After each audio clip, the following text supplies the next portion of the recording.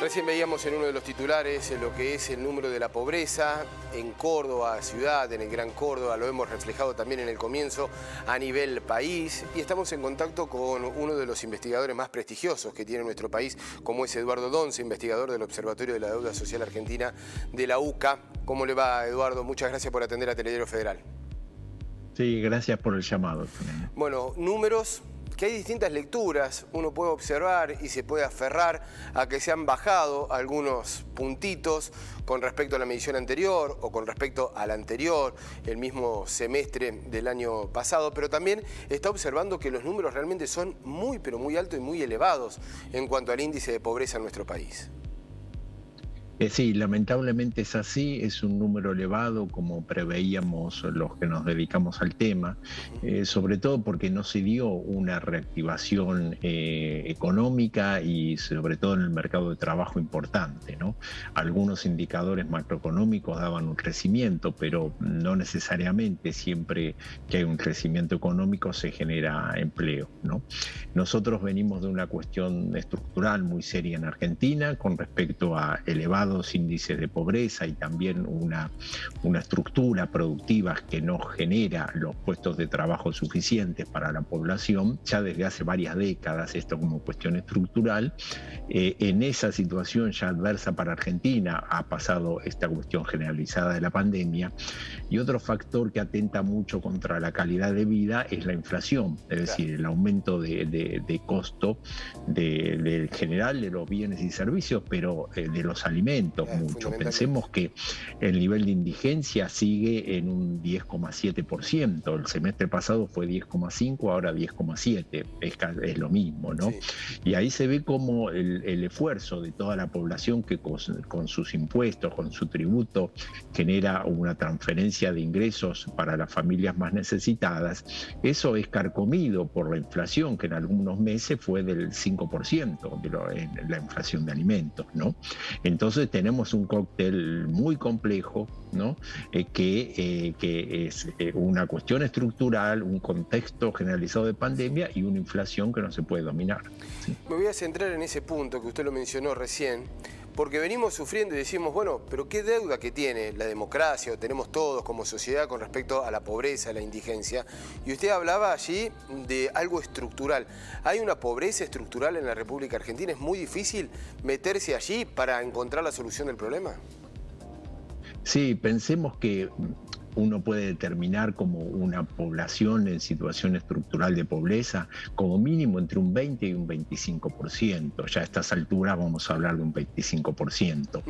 En el año 2002, cuando estábamos saliendo de la crisis de las políticas de convertibilidad, las políticas neoliberales, después de la crisis del 2001, teníamos un 52% de población en situación de pobreza. ¿Sí? Y eso disminuye muy fuertemente hasta los años 2008-2009, cuando se estanca en valores cercanos al 29 al 30%. ¿Sí? Siempre esos datos con datos de la UCA, porque en ese tiempo, entre 2007 y 2015, había una malversación de datos, ¿no? Sí, de los datos oficiales. Pero de ahí no se ha podido bajar. Esa es la cuestión muy seria, ¿no? Como además estamos en una tercera generación de personas que no vieron, ¿no?, el esfuerzo de sus padres y de sus abuelos que se habían retribuido, ¿no?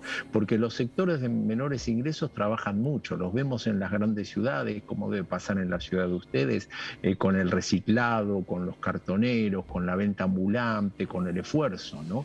Pero bueno, no hay una estructura productiva que acompañe el esfuerzo de las personas. ¿Qué tiene que haber? Políticas de Estado consensuadas que apunten a lo que es la producción y el trabajo, con un consenso muy grande entre el sistema político y los empresarios de todos los niveles, los productores, que son los que generan un trabajo genuino. No parece tan difícil, ¿no? Y qué complicado que es. Y también, sí. Claro, bueno, y también, por supuesto, la parte sindical, porque tiene que haber acuerdos, las organizaciones de base, porque representan a gran parte de la economía popular, la economía social, los que directamente no pueden acceder a un trabajo, los que viven de un subsidio del Estado. Y el sistema de ciencia y tecnología, porque tenemos que desarrollar toda la inventiva para generar nuevos bienes y servicios, nuevos productos que también, o más que nada, muchos de ellos sean exportables, porque si no tenemos este cuello cuello de botella con respecto al dólar.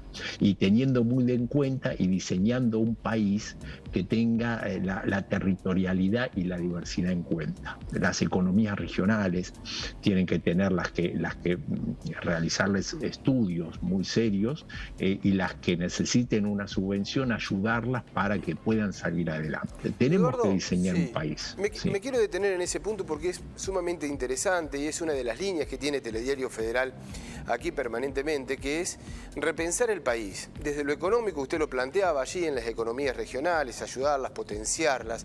Y también, y aquí me meto en el terreno, usted es sociólogo muy prestigioso, con respecto a cómo está distribuido poblacionalmente también nuestro país. Porque observamos el Gran Córdoba, el Gran Resistencia, los grandes conglomerados, el Gran Rosario, cómo están sufriendo, bueno, el conurbano, cómo sufre, y aquí están en los índices con un dispar, porque en algunos lugares bajó mucho o bastante, y en algunos subió hasta por encima del 50% la pobreza. Digo, también hay que repensar a Argentina en ese sentido de distribuirla mucho mejor de lo que estamos, también a nivel poblacional y a nivel federal en todo su esplendor. Sí, por supuesto, eso es imprescindible. ¿Sí? Lo que vemos también como las economías regionales, como no pueden generar trabajo, ¿no?, para las familias migran a las grandes ciudades. Entonces es como usted dice, hay los grandes bolsones también que se generan, los cordones de Gran Buenos Aires, un Gran Córdoba, un Gran Rosario. Y esas migraciones, la gran mayoría son migraciones laborales, ¿sí?, porque no se tiene en su lugar de origen. ¿Qué querría cada uno que quedarse ahí en su terruño? El que quiere migrar, sí, pero que migre por una iniciativa, claro, o para estar mucho mejor, pero no por la obligación de estar más cerca de un hospital, de un colegio, de un posible rebusque, aunque sea como reciclador de residuos, o de evidenciar su protesta. Entonces, dentro de ese desarrollo de país, porque pensemos que 1/3 de la población está solamente en el Gran Buenos Aires, ¿no?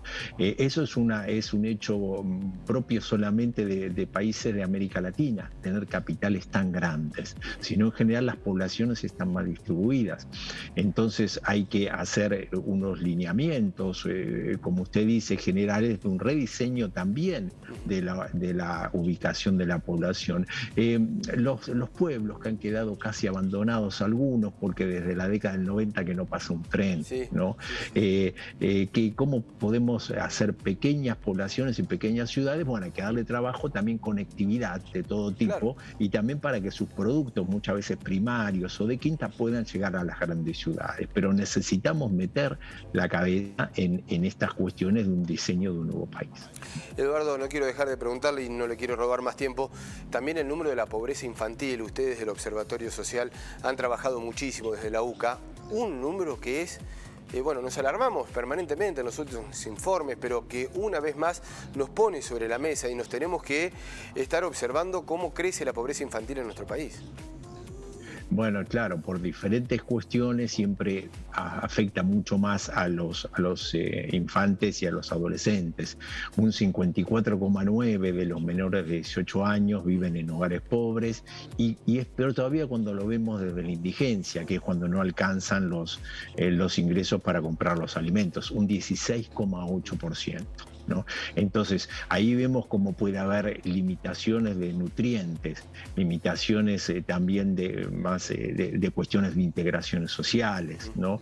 de atrasos escolares, y que es una hipoteca no solo para ese niño, para su familia en el futuro y también para todo el país, ¿no? Esa es una cuestión muy seria. Eduardo Donza, muchísimas gracias por interpretar con nosotros este número y por seguir pensando desde el Observatorio una Argentina mucho más federal. Estamos muy atentos. Un fuerte abrazo. Bueno, muchas gracias, que sigan bien y bueno, de tratar estos temas puede ser que podamos conseguir ese consenso para el diseño de ese país que hablamos. De eso se trata. Muchas gracias. De eso Buen día. Hasta luego.